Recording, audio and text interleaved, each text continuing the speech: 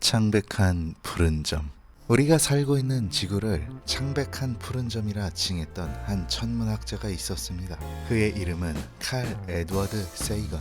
1934년 미국 뉴욕에서 태어난 칼 세이건은 어렸을 적부터 천문학에 많은 관심을 가졌습니다. 초등학교를 들어가기 전부터 천문학 관련 책을 읽었던 세이건은 만화와 공상과학 도서까지 섭렵하면서 지구와 우주에 대한 탐구 지식을 넓혀갔습니다. 뛰어난 재능으로 고등학교를 조기 졸업하게 된 그는 당시 다양한 학교를 알아봤으나 결국 나이 제한이 없고 여키스 천문대라는 좋은 시설이 있었던 시카고 대학교로 진학하게 됩니다. 세이건은 조금은 지루하고 현실과는 동떨어져 보이는 천문학이라는 이 학문을 일반인들에게 널리 알려지도록 평생을 노력했는데요. 어렸을 적 만화와 SF 도서를 탐닉하며 얻은 지식은 그가 다양한 저술 활동을 할 수 있는 기반이 되었습니다. 인류의 뿌리에 대해 탐구한 잊혀진 조상의 그림자, 인간의 지성에 대한 기원을 탐구한 에덴의 용, 칼 세이건을 가장 유명하게 만들어 주었던 코스모스. 그리고 세이건은 단지 교양도서뿐 아니라 소설까지도 집필했는데요. 외계 문명과의 접촉을 다룬 소설이었던 컨택트. 이 소설은 1997년 영화로 제작되기도 했습니다. 세이건은 대중에게 천문학을 전파하기 위한 다양한 저술활동뿐 아니라 인류 역사에 있어 정말 중요한 우주 프로젝트에도 다수 참여하였는데요.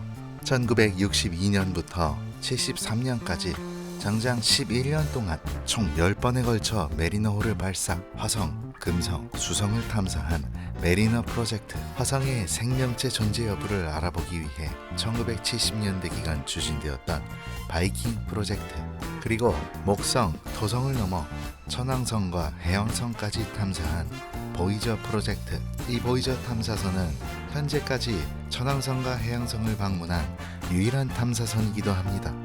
1977년 발사된 보이저 1호와 2호는 현재 우리가 살고 있는 태양계를 빠져나갔으며 지구에서 가장 멀리 날아간 물체이기도 하죠. 해왕성 탐사까지 마친 보이저 1호. 세이건은 보이저 1호가 태양계를 벗어나기 전 카메라를 돌려 지구의 사진을 찍을 것을 나사에 요청했습니다. 그러나 과학적으로 큰 의미가 없었고 만약 태양빛으로 인해 렌즈의 손상이라도 난다면 막대한 금액을 쏟아부은 이 프로젝트를 망칠 수 있었기에 책임자들은 이를 주저하였죠. 하지만 세이건에게 허위적이었던 우주비행사 리처드 트를리가 나사의 국장 자리에 앉으면서 마침내 세이건의 요청은 받아들여집니다. 40AU라는 상상도 할 수 없는 거리에서 찍은 사진. 세이건은 이 사진과 함께 자신의 인문학적, 과학적, 철학적 지식을 담은 메시지를 우리에게 던져줍니다.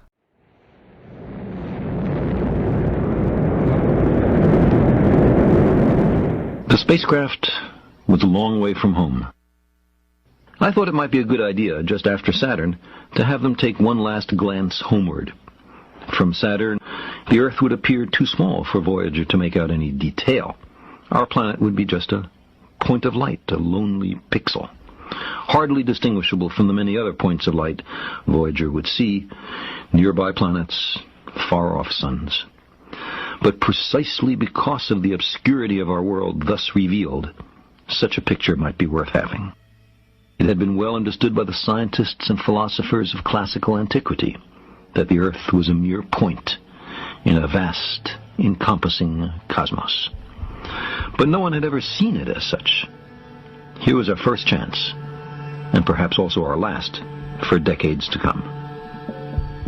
So, here they are, a mosaic of squares laid down on top of the planets, and a background smattering of more distant stars. Because of the reflection of sunlight off the spacecraft, the Earth seems to be sitting in a beam of light, as if there was some special significance to this small world. But it's just an accident of geometry and optics. There is no sign of humans in this picture. Not our reworking of the Earth's surface, not our machines, not ourselves. From this vantage point, our obsession with nationalism is nowhere in evidence.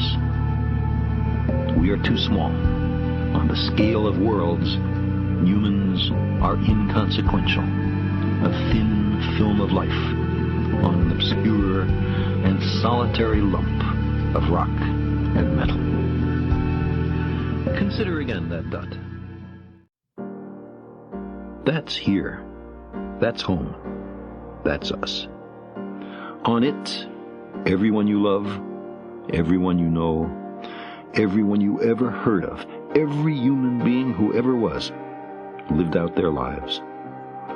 The aggregate of our joy and suffering, thousands of confident religions, ideologies, and economic doctrines, every hunter and forager, every hero and coward, every creator and destroyer of civilization, every king and peasant, every young couple in love, every mother and father, hopeful child, inventor and explorer, every teacher of morals, every corrupt politician, every superstar, every supreme leader, every saint and sinner in the history of our species lived there, on a mote of dust, suspended in a sunbeam.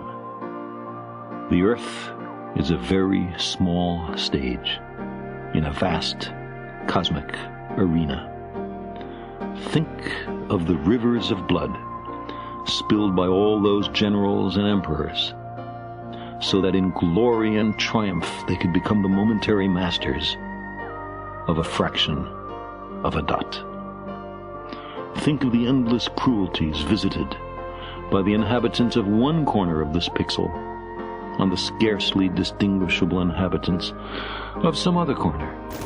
How frequent their misunderstandings, how eager they are to kill one another, how fervent their hatreds. Our posturings, our imagined self-importance, the delusion that we have some privileged position in the universe, are challenged by this point of pale light. Our planet is a lonely speck in the great enveloping cosmic dark.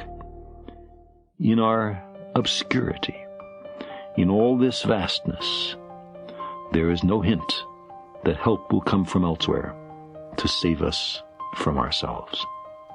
The Earth is the only world known so far to harbor life. There is nowhere else, at least in the near future, to which our species could migrate. Visit? Yes. Settle? Not yet. Like it or not, for the moment, the Earth is where we make our stand. It has been said that astronomy is a humbling and character-building experience. There is perhaps no better demonstration of the folly of human conceits than this distant image of our tiny world. To me, it underscores our responsibility to deal more kindly with one another and to preserve and cherish the pale blue dot, the only home we've ever known.